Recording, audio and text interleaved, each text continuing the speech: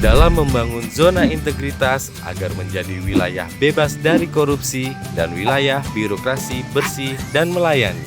Sebagaimana diatur dalam Perpres nomor 81 tahun 2010, Perpres nomor 54 tahun 2018, dan Permenpan RB nomor 10 tahun 2019, Jungto nomor 52 tahun 2014 tentang pedoman pembangunan zona integritas menuju WBK dan WBBM di lingkungan instansi pemerintah. 3 sasaran utama reformasi birokrasi adalah peningkatan kapasitas dan akuntabilitas, pemerintah yang bersih dan bebas KKN, serta peningkatan pelayanan publik. Terdapat 3 sektor prioritas pencegahan korupsi, yakni perizinan dan tata niaga, keuangan negara dan penegakan hukum, dan reformasi birokrasi. Video ini bertujuan untuk memberikan keseragaman pemahaman dan tindakan dalam membangun zona integritas menuju wilayah bebas dari korupsi dan wilayah birokrasi bersih dan melayani. Perlu diketahui, zona integritas adalah predikat yang diberikan kepada instansi pemerintah yang pimpinan dan jajarannya mempunyai komitmen untuk mewujudkan WBK dan WBBM melalui reformasi birokrasi, khususnya dalam hal pencegahan korupsi dan peningkatan kualitas pelayanan publik. Sehingga bukan hanya kejaksaan saja yang sedang membangun, namun kementerian lembaga lain pun dituntut demikian. Mari kita mulai. Bagaimana membangun wilayah zona integritas melalui 6 fokus area yang telah ditentukan agar mindset kita memiliki pola yang sama. Area pertama adalah manajemen perubahan.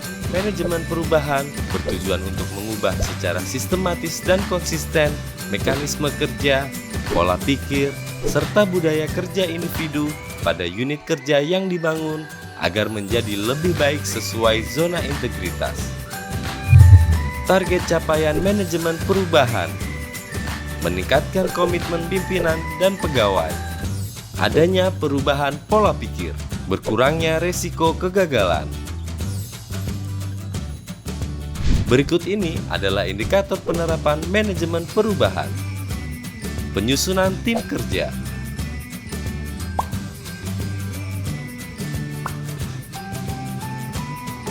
Dokumen rencana pembangunan zona integritas harus memperhatikan hal-hal berikut ini.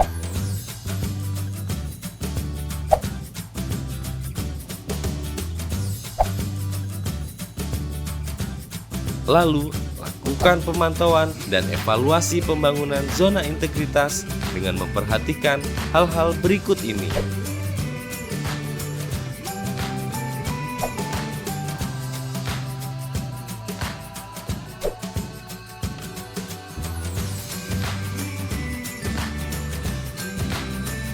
Area kedua adalah penataan tata laksana.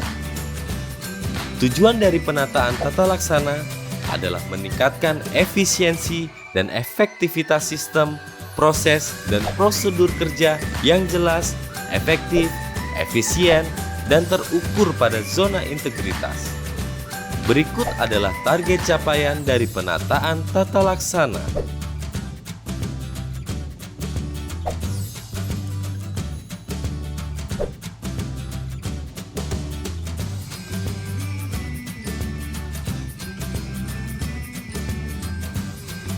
Indikator dari penerapan penataan tata laksana adalah standar operasional tetap.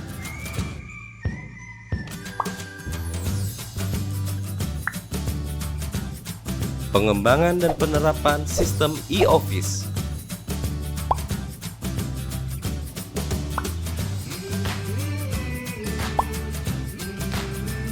Dan terbukanya informasi kepada publik.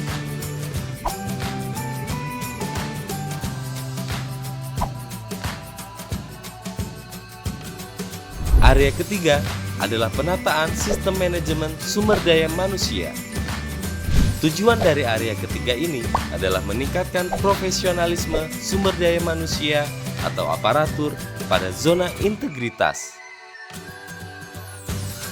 Dengan target capaian meningkatnya ketaatan aparatur, transparansi, disiplin, efektivitas, serta meningkatnya profesionalisme aparatur.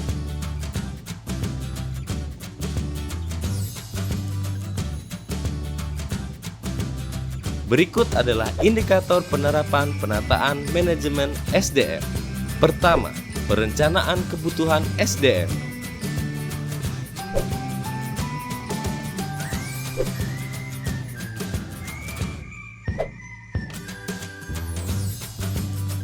Menerapkan pola mutasi yang seharusnya dilakukan sebagai berikut.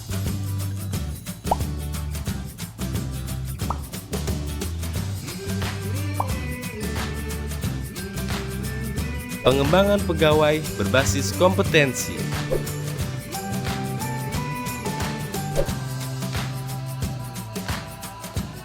Penetapan kinerja individu.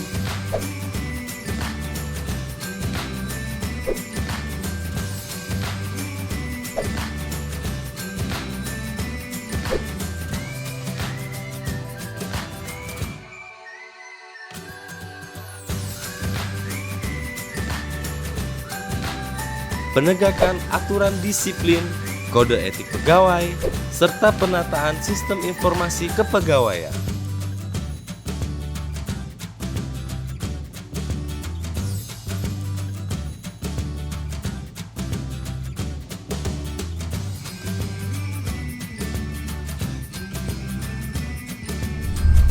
Area keempat adalah penguatan akuntabilitas kinerja, bertujuan untuk meningkatkan kapasitas dan akuntabilitas kinerja instansi pemerintah dengan target capaian antara lain keterlibatan pimpinan,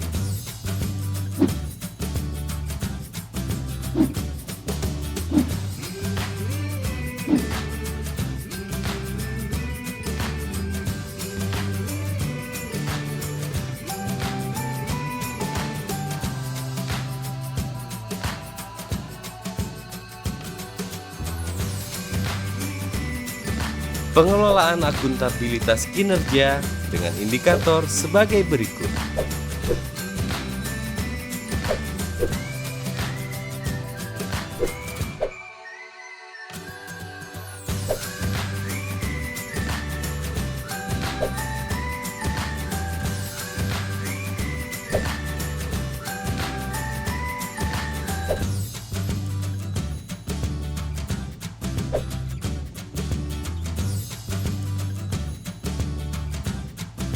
Area kelima, penguatan pengawasan dengan tujuan meningkatkan penyelenggaraan pemerintahan yang bersih dan bebas KKN pada masing-masing instansi pemerintah.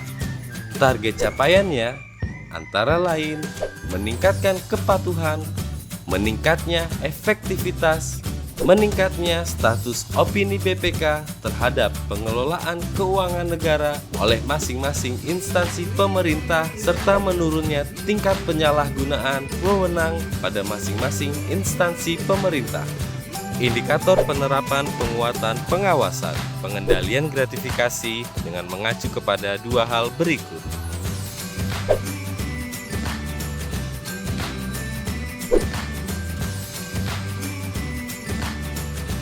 Penerapan sistem pengawasan internal pemerintah dengan mengacu pada 4 hal berikut.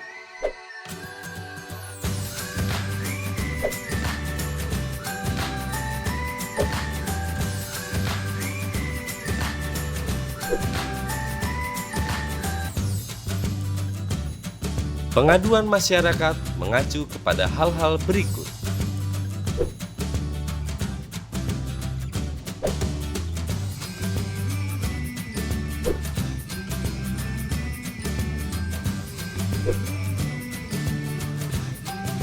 Whistleblowing system dengan mengacu pada kondisi berikut.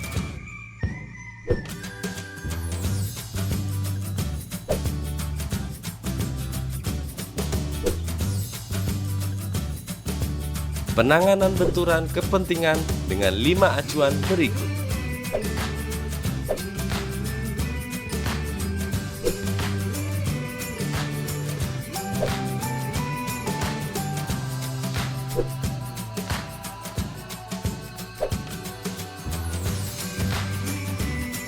serta penyampaian laporan harta kekayaan pegawai yang mengacu pada hal-hal berikut.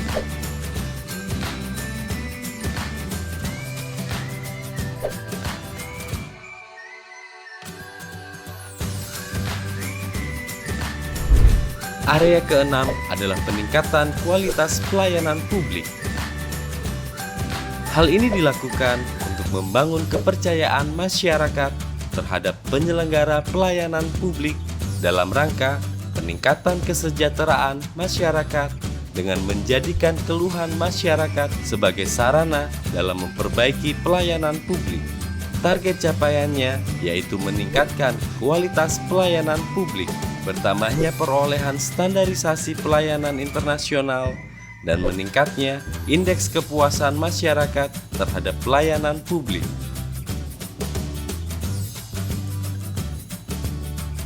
Indikator peningkatan kualitas layanan publik yaitu meningkatnya standar pelayanan yang mengacu pada 4 hal berikut.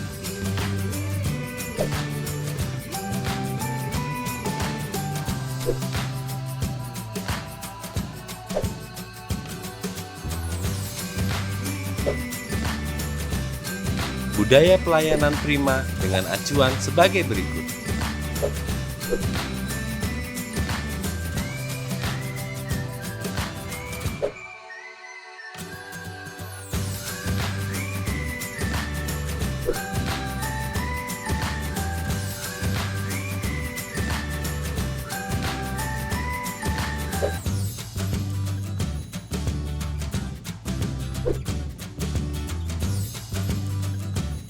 Serta penilaian kepuasan terhadap pelayanan dengan acuan sebagai berikut.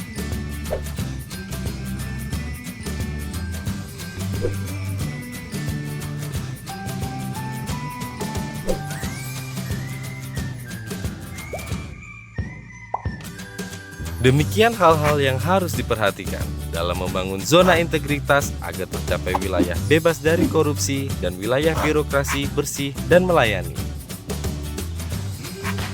Dipersembahkan oleh Reformasi Birokrasi untuk kejaksaan lebih baik.